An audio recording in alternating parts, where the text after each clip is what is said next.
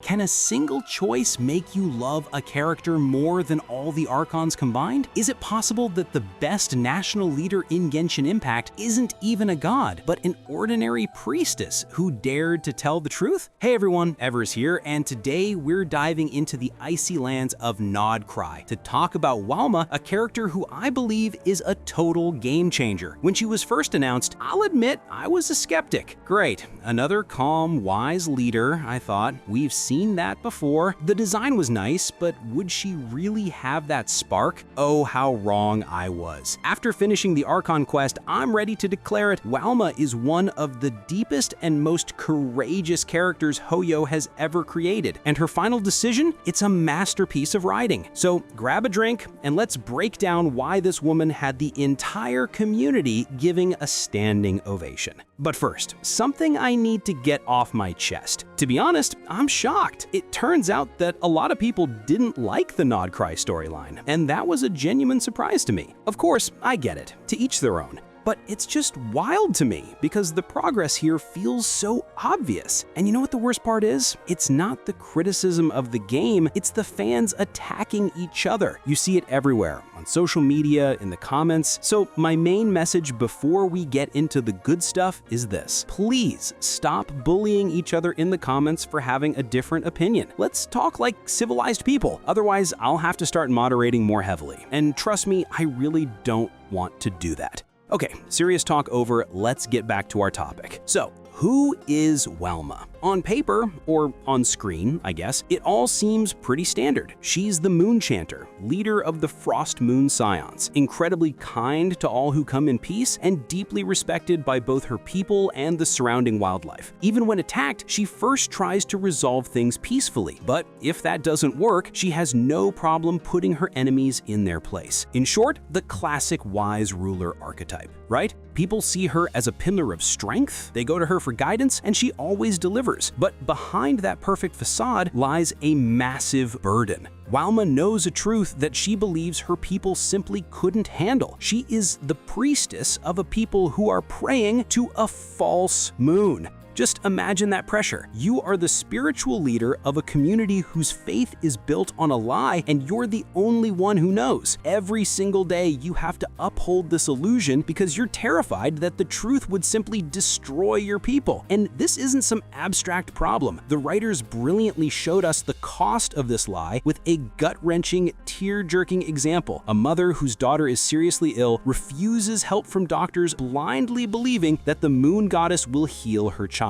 And what does Welma do? She can't just stand by and watch. She secretly uses her own blood to create a miracle and heal the girl, thereby propping up the illusion. And as we find out, she's done this many times before. She is literally sacrificing a piece of herself to maintain the fragile peace and hope of her people. That imagery is so powerful, it still gives me goosebumps. This isn't just a leader making tough decisions. This is a person carrying the pain and doubt of an entire nation on her shoulders. I was so afraid they would make her a perfect, always calm leader who never hesitates. But the developers went so much deeper, exploring her doubts and dilemmas perfectly. You can truly feel how much she cares for her people to the point of making literal blood sacrifices for the greater good. And then, into this fragile world of lies, we, the Traveler and Paimon, come crashing in. And we do what we do best. We break everything. We barge into the sanctum, we cause the moon marrow to be stolen, and to top it all off, we reveal that we're a descender, a being tied to the end of the three moons. Any other leader would have incinerated us on the spot. But Welma, she isn't angry. She says we were worthy to see the sanctum. She sees us not as a threat, but as a key, a confirmation of her own deepest suspicions that the sky over Teyvat is fake. And that moment becomes the turning point. She realizes she's not alone in her doubts. But even that wasn't enough. The final straw is the betrayal of Wilhelmina, who defects to the Fatui because she can no longer live in the lie. And that's when Welma understands this can't go on. The illusion has started to kill her people, physically and spiritually. Upholding the lie is no longer a protection, it's a slow-acting poison. And this is where she makes the decision, the one that makes her one of my favorite characters in the game. She decides to tell the Frost Moon Scions the whole truth about the false moon, the false sky, everything. She does this knowing full well that her people's world will collapse, that many will leave, their faith shattered. But she chooses the bitter truth over a sweet lie, putting the well-being of her people above tradition. And that is, damn, incredibly brave. This is what makes her story so brilliant and such a breath of fresh air, not just for Genshin, but for fiction in general. Usually, when a religious leader knows their religion is a sham, they turn out to be an evil manipulator, like Getsis from Pokemon. But Welma, she's completely different. She is virtuous but not pious. Her crisis of faith isn't because she's evil, but because she knows the objective truth. It's such a nuanced and profound characterization. The heavenly principles are probably looking down at all this like, no, stop noticing things you're not supposed to. Think about it, almost every previous religious character, except for Rosaria, has been portrayed as both pious and virtuous. And here,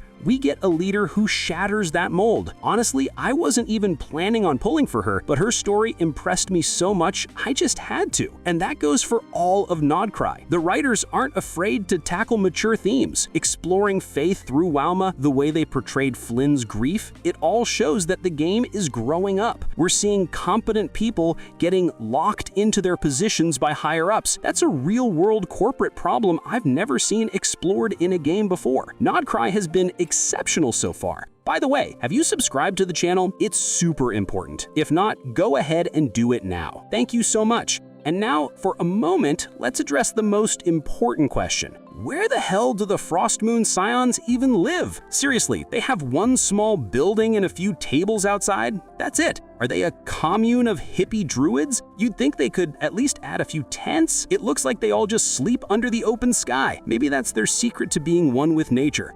Jokes aside, her decision is the culmination of an incredibly well-written arc. She isn't just another quest-giving NPC leader, she's a living person with real problems who finds the strength to make the right, albeit painful, choice. She showed us that true leadership isn't about blindly following dogma, but about having the courage to lead your people towards the truth. Welma is a phenomenal character. She proves that you don't need to be a god to be great. Sometimes all it takes is courage, compassion, and the willingness to sacrifice illusions for the sake of the future. Her story is a powerful statement about faith, truth, and the cost of leadership. And if this is just the beginning of our journey in Nod-Krai, I'm scared to imagine what's waiting for us next. So, what did you think of Welma? Were you as impressed by her decision as I was? Who's your new favorite character from the region? Let me know everything in the comments. I'd love to read your thoughts. Thanks for watching. Don't forget to like and subscribe. It's a huge motivation. See you next time, friends.